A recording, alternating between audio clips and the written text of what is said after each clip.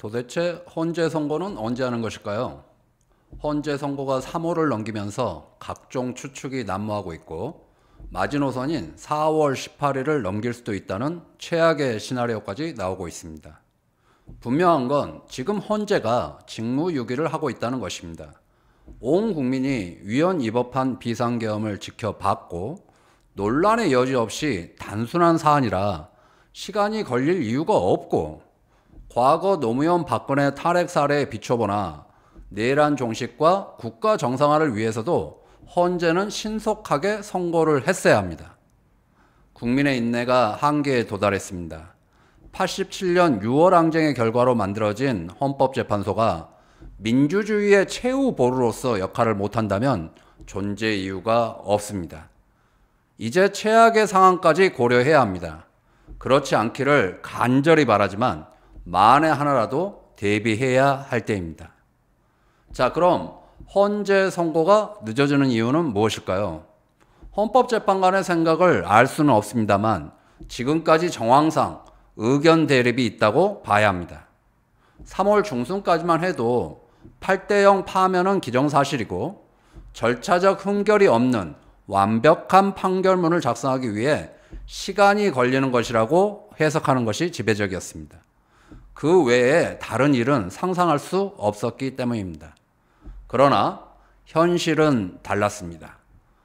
법원은 구속기간을 날짜가 아닌 시간으로 계산해 윤석열의 구속을 취소했고 검찰은 즉시 항고를 포기해 석방해 버렸습니다. 헌재는 윤석열 탄핵 심판이 최우선이라면서도 최재해 감사원장과 검사 3명 그리고 한덕수까지 기각 판결을 먼저 했습니다. 결과적으로 이재명 2심 재판 뒤로 윤석열 탄핵 심판을 늦춘다는 내란 세력의 의도대로 관철되어 왔습니다. 내란 세력에 부역하는 법조 카르텔이 법원과 검찰, 헌재에 있다고 의심할 수밖에 없습니다. 자, 그럼 이제 이재명 2심 재판이 끝났으니 선고를 할까요? 내란 세력의 뜻대로 안 된 것이 딱 하나 있는데 그게 이재명이 2심 재판에서 무죄 판결을 받은 것입니다. 이재명이 2심까지 유죄를 받고 조기 대선에 들어가는 것이 가장 유리한데 예상치 못한 사태가 벌어진 것입니다.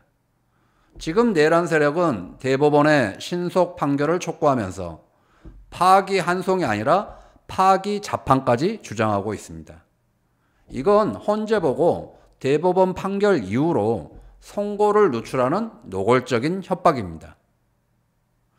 그래서 헌재에 내란 세력 부역자가 있다면 헌재 선고를 최대한 늦추려고 할 것입니다.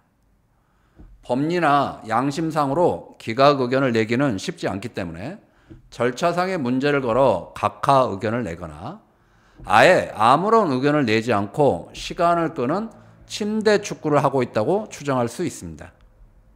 조한참 재판관의 선고 지연설이 그래서 나온 것입니다.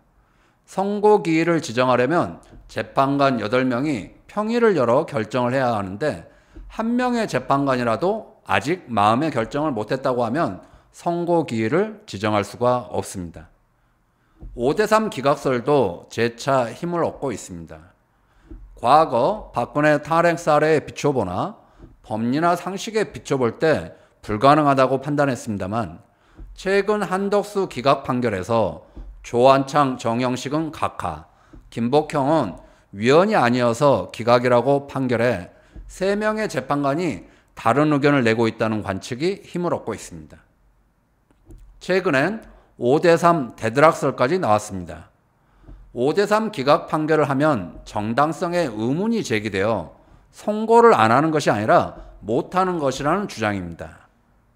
마은혁을 임명하면 인용으로 결론인데 한덕수와 최상목이 위헌인 걸 알면서 임명을 안 하고 있는 상태에서 헌재가 기각 판결을 내리면 국민이 수용하지 못할 것이기 때문에 결단을 못 내리고 있다는 것입니다.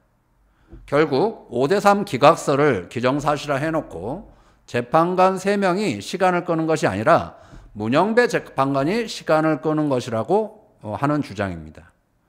이 주장에 따르면 문영배, 이미선 재판관은 선고를 못하고 퇴임하고 결국 탄핵 심판은 4월 18일 이후로 늦춰질 것이라는 최악의 시나리오까지 나오고 있습니다. 만약 문영배, 이미선 재판관이 퇴임하면 헌재는 다시 6인 체제로 돌아가게 되고 아무런 결정도 못하는 불능 상태가 됩니다. 윤석열이 탄핵 상태에서 5년 임기를 마치는 끔찍한 상황이 될 수 있습니다.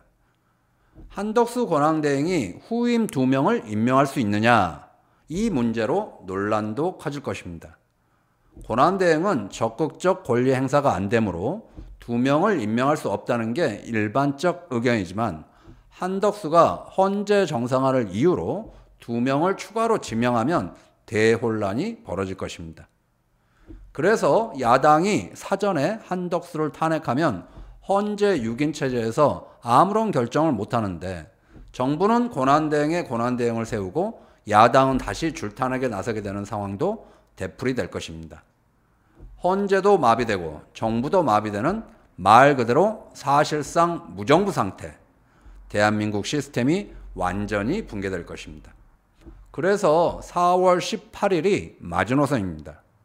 한덕수가 마은혁을 임명하는 것이 순리이나 아무리 봐도 그럴 일은 없을 것 같고 헌법재판관의 임기 연장을 하는 법안도 거부권이 행사될 가능성이 높습니다.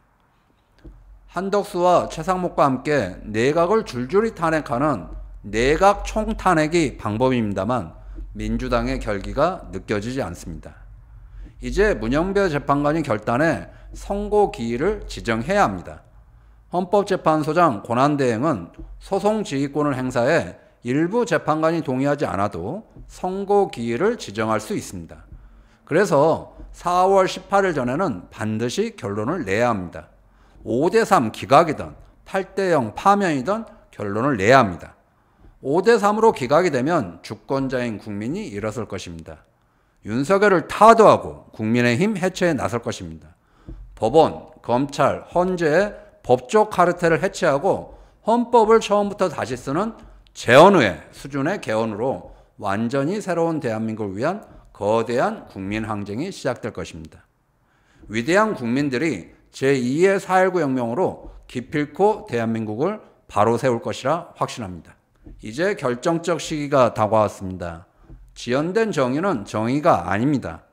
헌재가 신속하게 파면해야 합니다. 감사합니다.